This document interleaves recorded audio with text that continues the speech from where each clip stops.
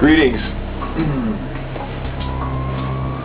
I hear a lot of people debating whether God is actually a logical God. I hear a lot of people saying that, God's ways are not our ways, and therefore we can't, apply actual logic to anything having to do with theology or anything having to do with spiritual matters.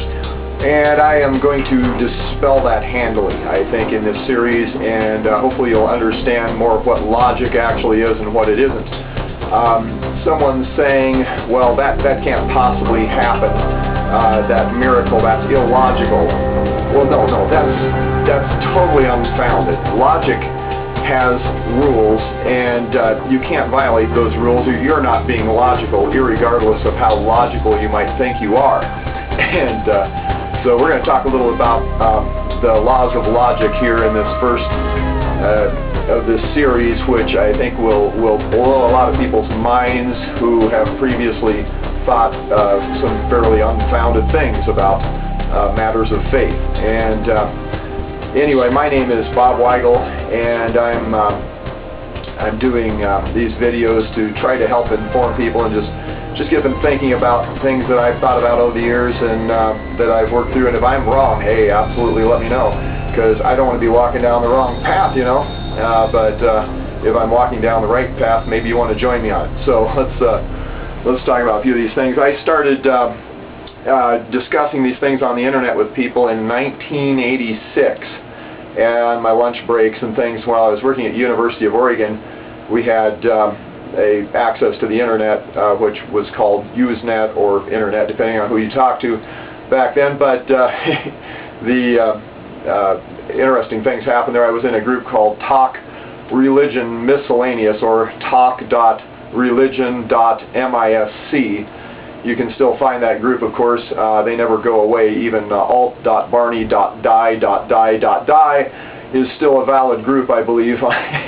Most servers, though, some cut out certain groups. But anyway, when I began discussing these things, I encountered some, well, I would call them violent, definitely intolerant responses.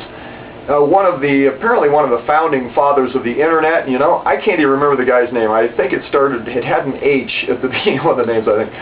It's been a long time, but the guy really didn't impress me that much, so I didn't remember his name.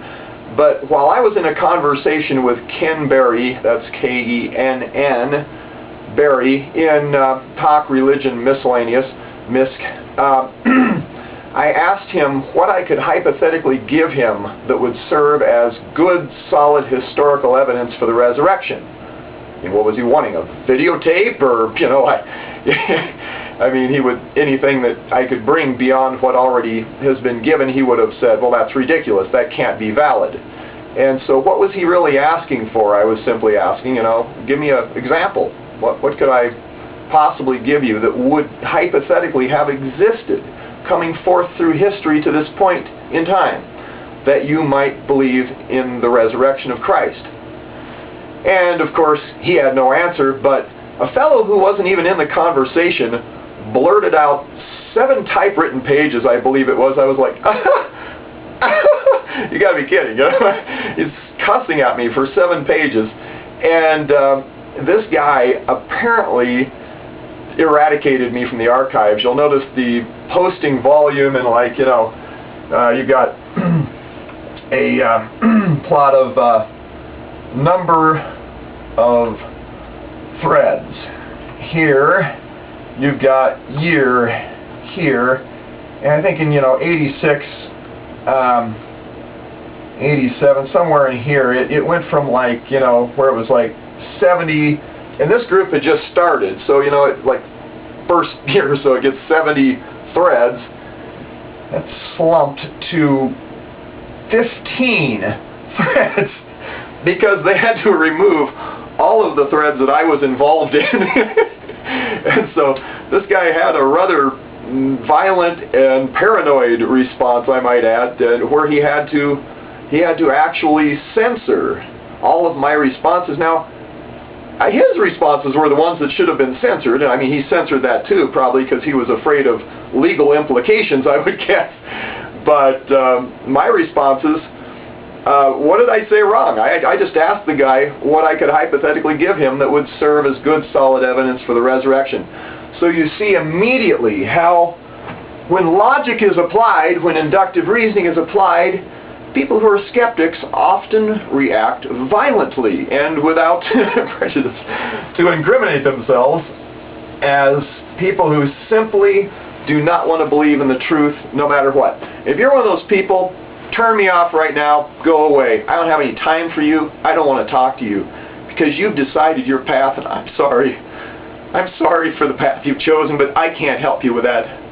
But I can help people who want the truth.